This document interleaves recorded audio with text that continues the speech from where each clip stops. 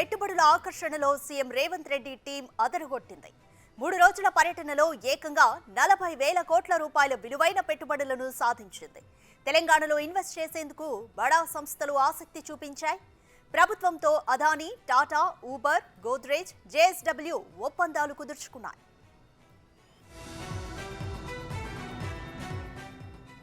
గతంలో 4 సార్లు దావోస్లో సదస్సులకు హాజరైన అప్పటి మంత్రి కేటీఆర్ ఆ 4 టూర్లలో కేవలం 25,700 కోట్ల విలువైన పెట్టుబడులనే ఆకర్షించగలిగారు. ఇప్పటికే హైదరాబాద్లో కార్యకలాపాలు నిర్వహిస్తున్న మైక్రోసాఫ్ట్ ఇన్వెస్ట్మెంటే అందులో 16,000 కోట్ల రూపాయలు. మైక్రోసాఫ్ట్ను మినహాయిస్తే కేటీఆర్ కుదుర్చుకున్న ఒప్పందాల విలువ కేవలం 9,700 కోట్లే. 4 టూర్లలో కేటీఆర్ సాధించిన దానికన్నా సీఎం రేవంత్ రెడ్డి ఒక్క టూర్లోనే దాదాపు రెట్టింపు పెట్టుబడులు సాధించారు.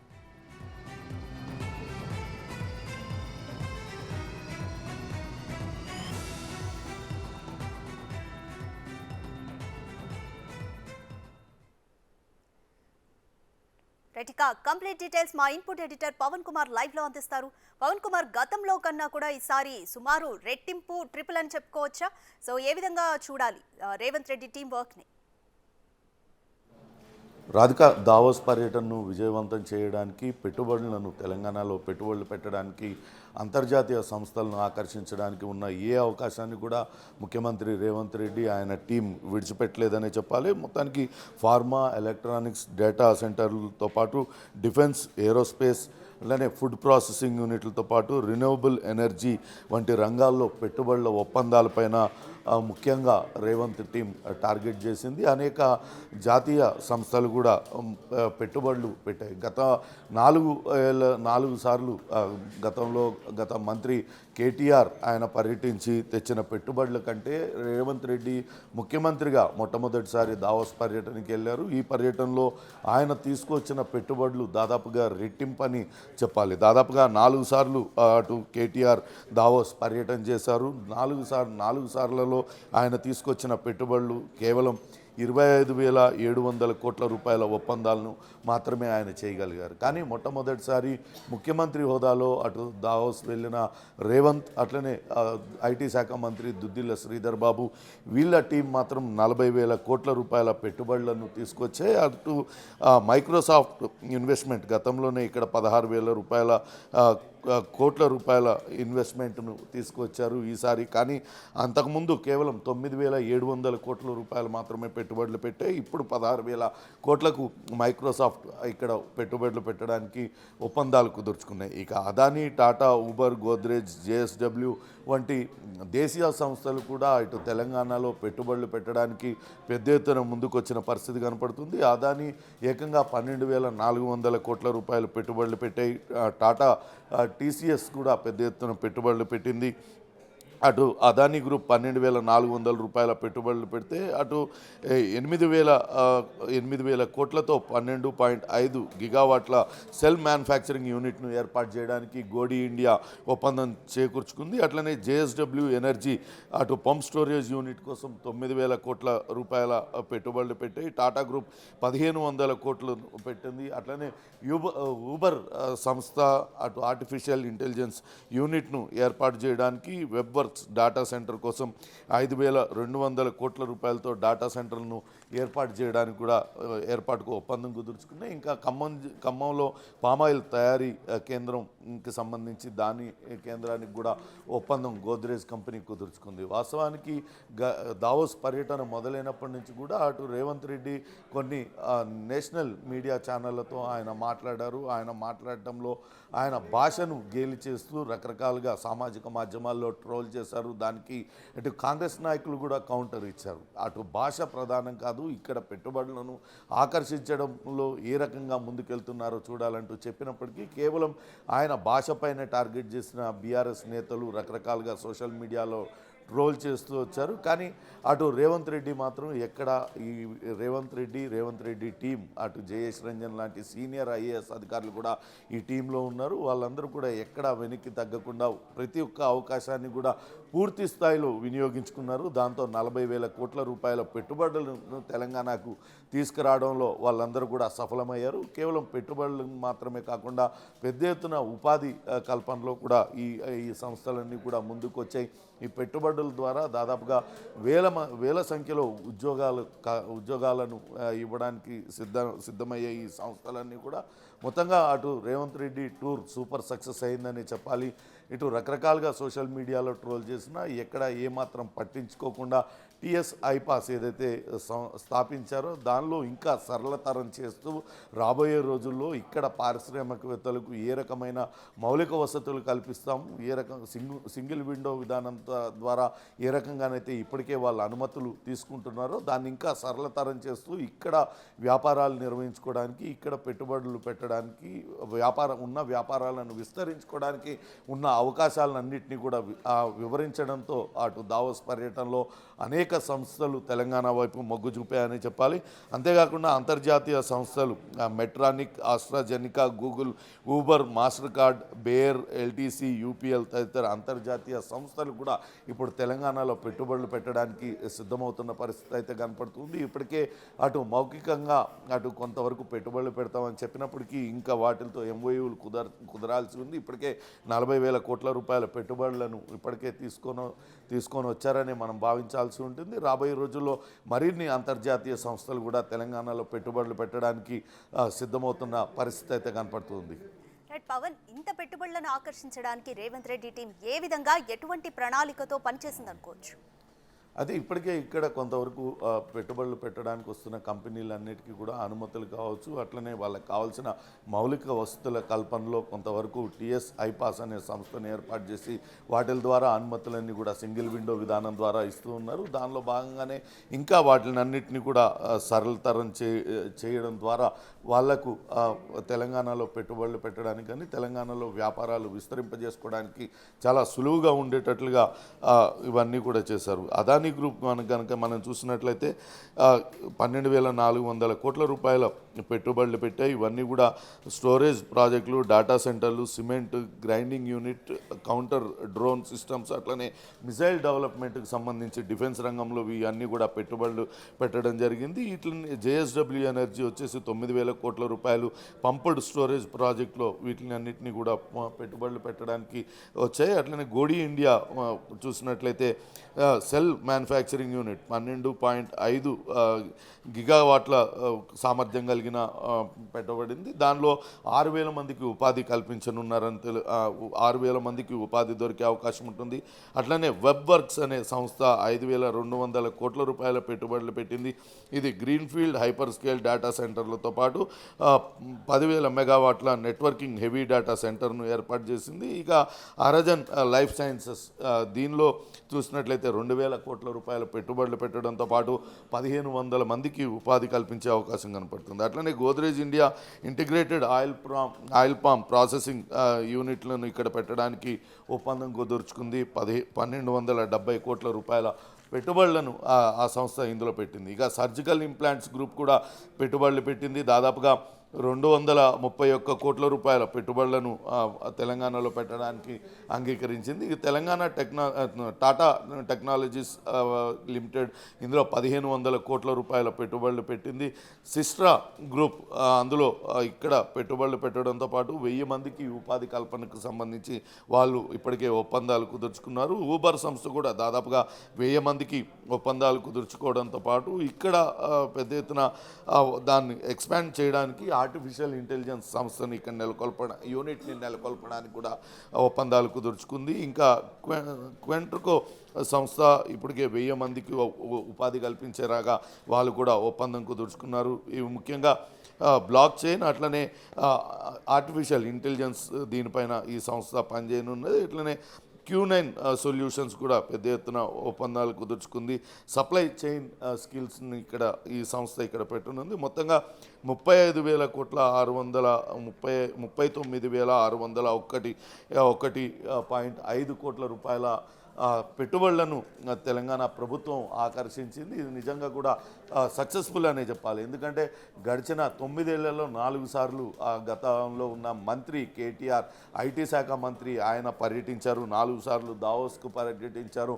మంది మార్బలంతో ఆయన అక్కడంతా కూడా పెద్ద ఎత్తున పర్యటించిన కేవలం 25,700 కోట్ల ఒప్పందాలను మాత్రమే కుదుర్చుకోగలిగారు. కానీ మొట్టమొదటిసారి దావోస్ పర్యటనకు వెళ్ళి 40,000 కోట్ల రూపాయలు, దాదాపు 35,900 కోట్ల రూపాయల పెట్టుబడులను రేవంత్ సర్కార్ తెలంగాణకు తీసుకురాగలిగింది. ఇది నిజంగా కూడా సక్సెస్ అంటూ అటు కాంగ్రెస్ నేతలందరూ కూడా ఆనందం వ్యక్తం చేస్తున్నారు. రాబోయే రోజుల్లో మరింత వెసులుబాటు కల్పించడంతో ఇక్కడ తెలంగాణను అటు అంతర్జాతీయ పారిశ్రామికవేత్తలందరికీ కూడా ఇక్కడ మౌలిక వసతులు కల్పించడంతో తెలంగాణను ఒక వాళ్ళందరికీ సెంటర్గా ఒక హబ్గా మారుస్తామంటూ ఇప్పటికే సర్కార్ ప్రకటించింది. ఇది నిజంగా దావోస్ టూర్ సక్సెస్ అయిందంటూ అటు ప్రభుత్వం కొంతవరకు ప్రభుత్వంలో ఉన్న పెద్దలందరూ కూడా ఆనందం వ్యక్తం చేస్తున్న పరిస్థితి అయితే ఉంది. రాధిక.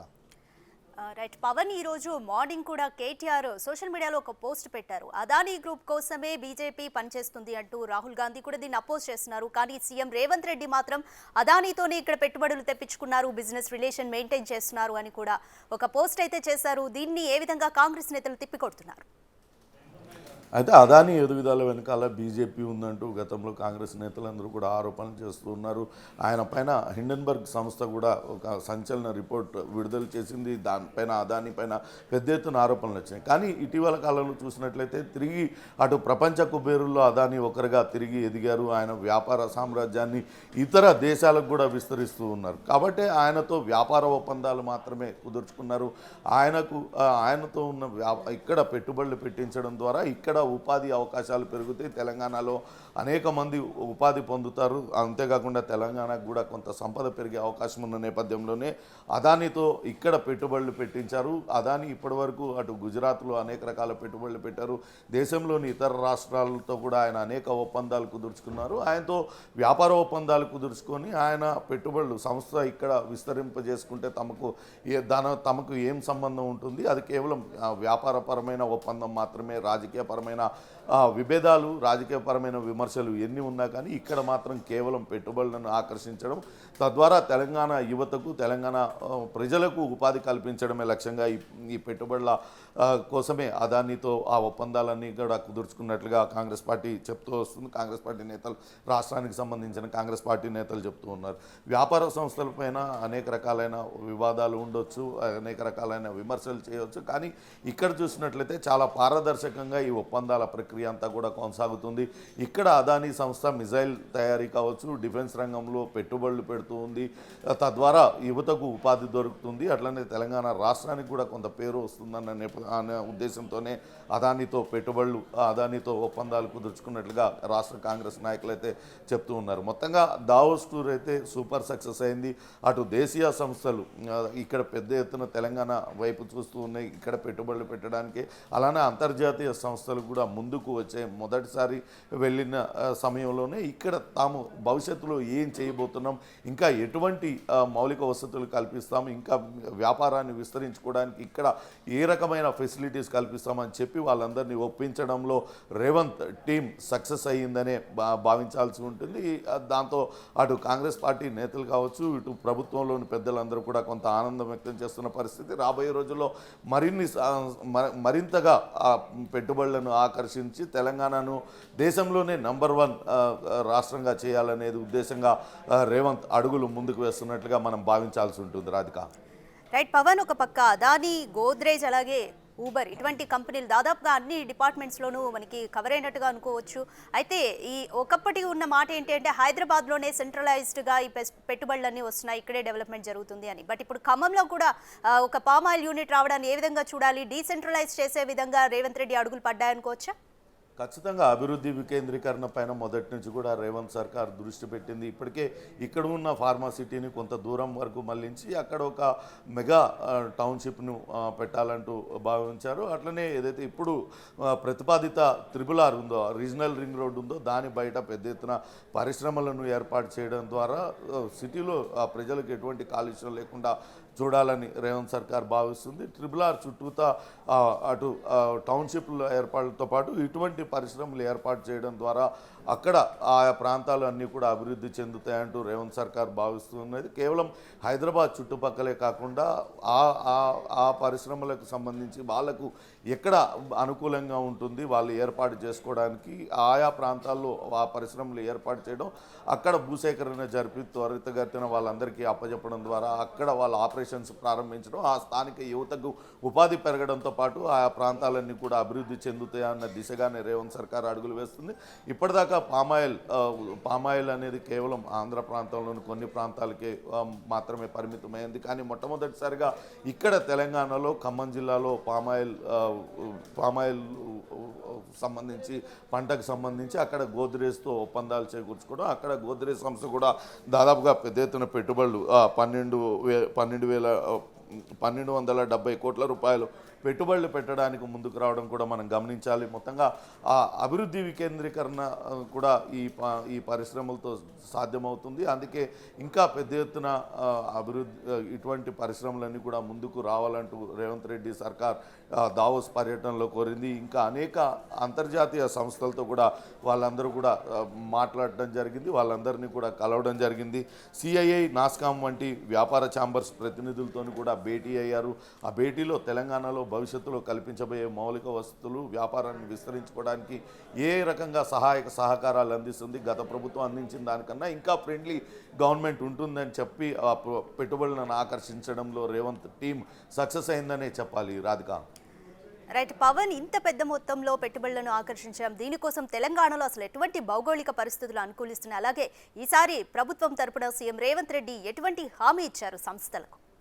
అయితే ఇప్పటికే టీఎస్ ఐపాస్ అనేది ఒకటి పెట్టడం జరిగింది. పరిశ్రమలకు సంబంధించి పారిశ్రామికవేత్తలకు వాళ్ళకు కావాల్సిన అనుమతులు వాళ్ళు పదే కార్యాలయాల చుట్టూ తిరగకుండా ఆన్లైన్లోనే అప్లై చేసుకునే విధానాన్ని గత ప్రభుత్వం ప్రవేశపెట్టింది. దాన్ని ఇంకా సరళతరం చేయడం ద్వారా ఇప్పుడు కేవలం అందులో 25 మాత్రమే అనుమతులు సింగిల్ విండో సిస్టమ్ ద్వారా తీసుకునే అవకాశం ఉంది. కానీ రేవంత్ సర్కార్ దాన్ని మరింత సరళతరం చేస్తూ అన్ని అనుమతులు టీఎస్ ఐపాస్ యాప్ ద్వారానే తీసుకునేటట్లుగా ఆన్లైన్ విధానంలోనే ఆయా సంస్థల ప్రతినిధులు కార్యాలయాల చుట్టూ తిరగాల్సిన అవసరం లేకుండా కేవలం ఆన్లైన్లోనే అప్లై చేసుకుని ఆన్లైన్లోనే అనుమతులు తీసుకునే విధంగా సరళతరం చేయడం జరిగింది. అంతేకాకుండా వాళ్ళు ఇంకా వ్యాపారాన్ని విస్తరించుకోవడానికి కావాల్సిన మౌలిక వసతులు కూడా కల్పనకు పూర్తి సహాయ సహకారాలు అందజేయడం, అట్లనే ఎక్కడైనా భూమిని కనుక తీసుకోవాల్సి ఉంటే ఎక్కడైనా ఆయా ప్రభుత్వ భూములు కావచ్చు, ప్రైవేట్ భూములు వాటిని స్వాధీనపరుచుకుని వాటిని అందజేయడంలో త్వరితగతిన ఈ పనులన్నీ కూడా జరిగేలా చర్యలు తీసుకోవడం ద్వారా ఇంకా పారిశ్రామికవేత్తలను తెలంగాణకు వచ్చే విధంగా రేవంత్ సర్కార్ అయితే ఇప్పటికే స్పష్టమైన హామీ ఇచ్చింది. ఆ హామీ మేరకే ఇప్పటికే ఈ సంస్థలన్నీ కూడా రేవంత్ సర్కార్ ఇచ్చిన హామీల పట్ల ఆకర్షితులై వాళ్ళందరూ కూడా పెట్టుబడులతో ముందుకొచ్చారు. రాబోయే రోజుల్లో మరింత సరళతరం చేస్తూ మరిన్ని పరిశ్రమలను ఇక్కడికి తీసుకురావడానికి కృషి చేస్తాం. ఇప్పటికే ఆయా ఆయా ఇన్వెస్ట్మెంట్ సంస్థలతో లేకుంటే ఇటువంటి ఎంఎన్సీలతో చర్చలు జరుగుతున్నట్టు ఆ చర్చలన్నీ కూడా సఫలీకృతమైనట్లుగా అధికారులు కావచ్చు ఇప్పుడు ఈ దావోస్ పర్యటనలో ఉన్న నేతలందరూ కూడా చెప్తున్న పరిస్థితి అయితే ఉంది. రాధిక. రైట్ పవన్, గతంలో 4 సార్లు హాజరైనప్పటికీ కూడా ఎందుకని కేవలం అరౌండ్ 26,000 పెట్టుబడులు మాత్రమే ఆకర్షించగలిగాం? ఎందుకని ఈసారి ఇంత సక్సెస్ అయ్యామనుకోవచ్చు?